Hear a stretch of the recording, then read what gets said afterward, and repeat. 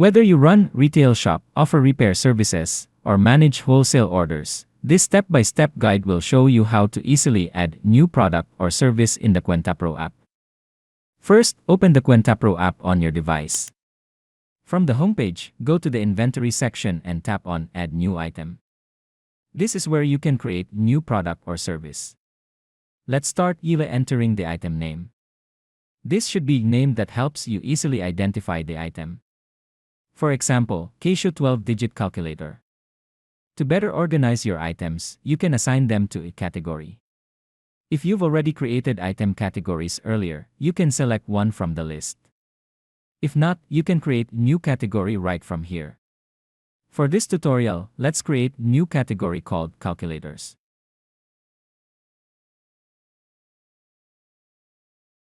Next, choose the item type, whether it's a product or service. Since this is a physical item, we'll select product.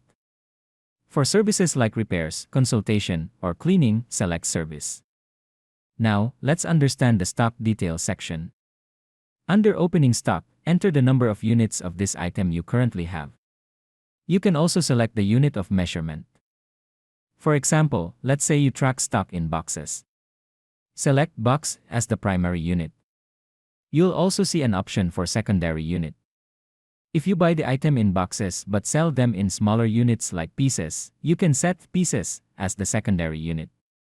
Then, under conversion unit, enter how many pieces are in one box. Once your units are defined, tap the Save button. Below that, you'll see options to enter the sales price and purchase price. This will help with easier billing later.